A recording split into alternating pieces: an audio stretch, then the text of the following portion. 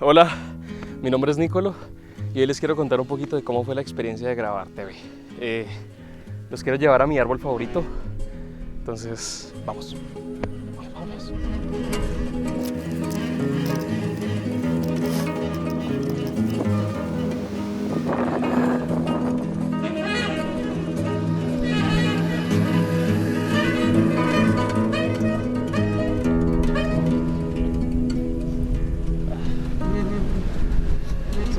Sinceramente no pensé que fuera a haber tanto viento. Bueno, ya mermó un poquito. TV comenzó en torneo.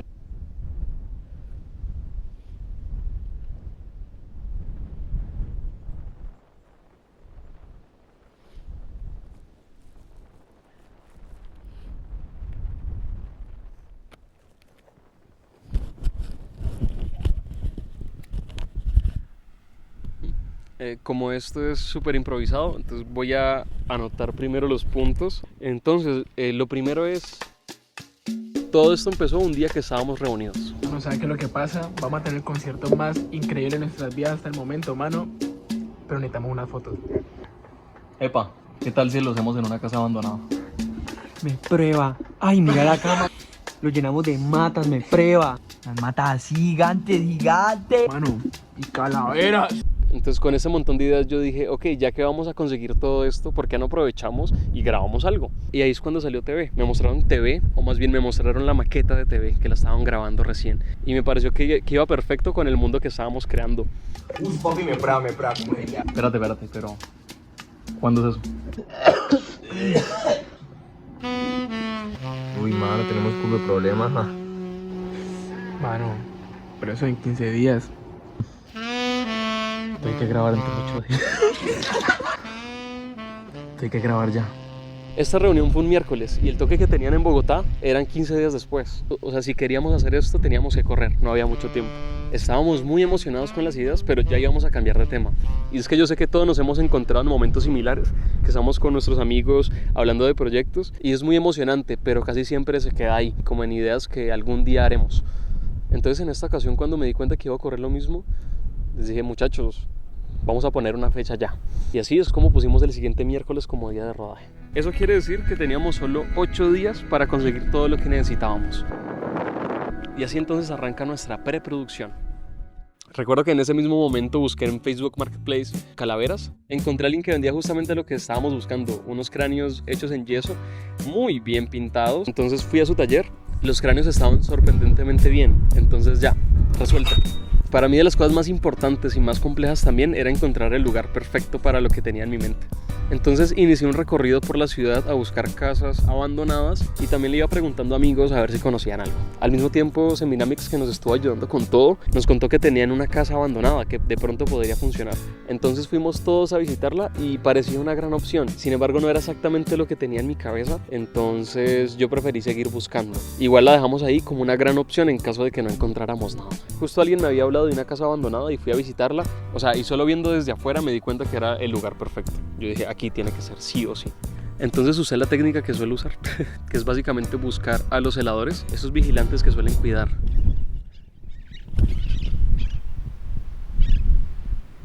Bueno, lo encontré muy fácilmente y simplemente le pregunté si sabía quién era el dueño de la casa. Él me dijo que sí, pero que no me podía pasar su contacto, pero me dio algunas pistas. Me dijo que era un dentista que trabajaba por ahí cerca. Caminé por esa zona, encontré unos consultorios de dentistas y fui a preguntar. Efectivamente encontré al dueño de la casa abandonada. No estaba en ese momento, pero me dieron su número y lo pude llamar. Le conté el proyecto y pues la verdad, supremamente amable, sin ningún problema nos prestó el espacio. En este punto de los 8 días que teníamos, ya habían pasado 3 y yo ya pude respirar un poco. Las cosas que yo consideraba más difíciles ya habían pasado. Sin embargo, aún había varios retos por delante. Empecé de una vez a construir los torsos. Quería hacer lo más efectivo posible, entonces yo sabía que solo iba a utilizar unos primeros planos. Lo único que tenía que construir era el cuello y los hombros para poder ponerles ropa y una estructura para sentarlos en una silla. Agarré madera que tenía por ahí, usé más o menos la lógica para formar una estructura que se sostuviera y ya podía empezar a decorar el cuello. Compré una arcilla del Dollar City y empecé a moldear todas las vértebras y todos los detalles del cuello. Me demoré bastante, le metí mucho cariño que quería que quedara bien. Y al mismo tiempo la gran pregunta, bueno, ¿cómo vamos a conseguir esta ropa tipo álbum familiar ochentero? Lo primero que hicimos fue acudir a nosotros mismos a ver qué teníamos en los armarios, y ahí Semiramix fue una gran ayuda. Su papá tenía trajes viejos, varios blazers y varios sacos que nos servían perfectamente. Y ahí entró en juego uno de los grandes salvadores de todo esto, los pulgueros de Siloé. Esos fueron uno de los grandes salvavidas. Me metí a esos pulgueros junto con Wabi a buscar en cada rincón algo que nos sirviera. Estuve 3 días buscando esa ropa, ya hasta me conocían en los pulgueros. Así encontramos el hermoso chalequito que finalmente utilizó Mostri. Encontramos zapatos. Primero pues no podían ir todos, entonces me tenía que imaginar más o menos la talla, poniéndomelo yo mismo y decir, bueno, Trompeto es mucho más grande que yo, entonces este le quedaría bien. Y también ahí agarré ropa para los esqueletos, simplemente era ensuciarla con mucha tierra, romperla, ponerla a secar. La magia del pulguero nos permitió comprar todos estos pantalones, camisas, zapatos, sacos, todo muy barato. Nos costó solo 70.000 pesos. Ahí sí, las plantas, le debo el agradecimiento a mi abuela que me prestó su colección de plantas de la terraza, y a la mamá de Sofi que también nos prestó algunas plantas. 2 sofás antiguos que tenía, que es donde ponemos a los esqueletos, entonces muchas gracias también por eso. Entonces ya teníamos los esqueletos, ya teníamos el vestuario y ya teníamos la locación. Bueno, lo que faltaba gestionar eran detalles menores como de arte de la alfombra, de algunos baffles, los instrumentos y esa clase de cosas, y principalmente el equipo de producción. ¿Cómo íbamos a grabar esto? Tengo mi cámara, pero quería intentar dar un salto. Entonces recordé que tiempo atrás mi amigo Juanes Galeano me había mostrado su nueva cámara, una Sony FX30. Lo llamé, le conté el proyecto, le gustó mucho la idea, entonces aceptó y se volvió parte del equipo. Así es como empecé a llamar a mis amigos para ver a quién le interesaba participar. Llamé a Palalo para ser gaffer, pero no quiso. No, mentira, no podía. Llamé a Juan David para que me alquilara su luz y de paso me estuviera ayudando a ser gaffer. También llamé a María Valentina para que me ayudara con la asistencia de dirección. Pantoja me prestó el trípode. Gracias, Pantoja. Parecía que ya iba a estar todo listo para grabar. Bueno, es que está supremamente hermoso. Siento que vale la pena continuar allá. Alquilé un pequeño carrito que hizo un recorrido desde la casa de mi abuela para recoger las plantas, los esqueletos, los equipos de luz, hasta la casa de Sofía, recoger el resto de plantas, los muebles y ya todo eso llevarlo hasta la locación. En el camino, los esqueletos que hice, el cuello y todo esto se dañó todo, se deshizo porque pues obviamente no era muy fuerte y eso me dio depresión. Compramos plastilina amarilla y blanca, combinar eso y empezar a hacer lo más rápido posible ese cuello otra vez. O sea, no podíamos simplemente dejar de hacer el video. Se me fue súper rápido la luz, entonces hubo cosas que no alcancé a decir, pero sigo con mi relato. Sí estoy grabando, ¿cierto? Por si acaso. Bien. No teníamos como tal un director de arte, yo en ese momento no conocía a ninguno, o bueno, no a uno lo suficientemente cercano como para pedir el favor. Entonces, en este caso, aprovechando que la idea estaba muy clara, había simplemente que hacerlo, confiar en el proceso. Entonces básicamente lo que hicimos fue limpiar el espacio que íbamos a usar, barrer más o menos lo que se podía y empezar a poner las plantas una por una. Igual la idea estaba tan clara que básicamente era llenar lo que más se pudiera de plantas. Le pusimos el vestuario de los entrecos, Charlotte se encargó del maquillaje. Mientras tanto Semiramix y Sofía hacían lo posible por arreglar el cuello con la plastilina y yo estaba ya encargándome de cómo iba a ser la dirección de fotografía. Utilicé un esquema súper sencillo, es simplemente una luz principal con un softbox. Utilicé también otra Amaran 50D para hacer la luz de back, esa sí era una luz directa, y al otro lado puse una tela negra para resaltar un poco más el contraste. Para oscurecer todo este lado de adelante tuvimos que la ventana principal cubrirla con bolsas negras y así teníamos todo este lado oscuro pues para poder controlar mucho mejor la luz. Para darle el toque final a la fotografía agregué humo, simplemente se dispersa y esto ayuda a texturizar un poco. El tema de dirigir y al mismo tiempo dirigir la fotografía, al menos en lo que a mí me ha tocado, es cierto que no es que sea súper cómodo, pero a mí en lo particular me gusta mucho y más en proyectos como este que son más sencillos y tu cabeza se puede relajar un poco. Amo la fotografía, pero sí es cierto que me encantaría tener un director de foto y yo poder dedicarme únicamente a pensar en la dirección. Eso sería la verdad un mundo ideal. Pero bueno, por ahora, si toca hacer la foto, si toca hacer el arte, si toca hacer la producción, no importa, lo que haya que hacer con tal de grabar. Bueno, y hablando de dirección, realmente era muy sencillo, era simplemente grabar los planos de la canción, que es un general con la calavera caída, un primer plano de cada uno de los músicos y repetir esto las veces necesarias. Básicamente esto era lo que construía el videoclip. Y también tenemos la parte de la historia, que es la historia de estas dos calaveras, que bueno, ya tenía más o menos el diálogo escrito, entonces tenía clara la cantidad de planos que necesitaba de cada calavera. Para hacer la parte en la que la calavera se cae fue muy sencillo, simplemente fue grabar, ponerle bastante polvo en la cabeza y María Valentina se encargaba de torcer el muñeco hasta que cayera. Eso se hizo varias veces en diferentes planos, una vez con la cabeza mirando hacia acá y la otra vez con la cabeza mirando hacia allá y ya está. efectos especiales. Y el último plano que grabamos era el más difícil, que es justamente el último plano del videoclip. Es cuando todos son unas calaveras. Bueno, pues eso se los cuento en nuestra siguiente fase, que es la forma en la que yo lo hago es como cada clip sincronizarlo con la canción y empezar a ver la canción por momenticos, por pedazos. Entonces veo los primeros 2 segundos de cada clip y el que más me guste los voy subiendo arriba y así voy hasta terminar la canción. Con esos pedazos que agarré es que empiezo a formar la línea de tiempo final. Fuera de esto, otra decisión que estaba en montaje era la historia de las calaveras. A la hora de grabar yo sabía más o menos lo que iban a conversar, pero no tenía los textos exactos. Entonces como ahora sí decidir qué van a decir exactamente, que en últimas es lo que le da un sentido o es la narrativa de esta historia. La colorización, bueno, todo esto lo edité en DaVinci, el color también fue en DaVinci. Yo no soy colorista, simplemente tuve que ver muchos videos de YouTube. Solo con hacer la transformación a Rec 709 se veía muy lindo. El verdadero reto a la hora del montaje fue cómo se hizo el efecto de la toma final,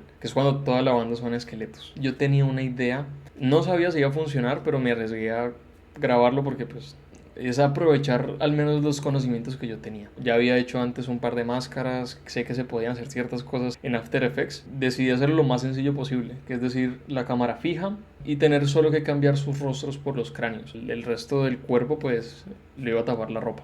Y después agarré uno de los cráneos con los que grabamos lo demás, me fui uno por uno poniendo el cráneo lo más parecido a donde estaba su cabeza realmente, para que la luz pegara de forma realista. Hice lo mismo con todos los demás, uno por uno.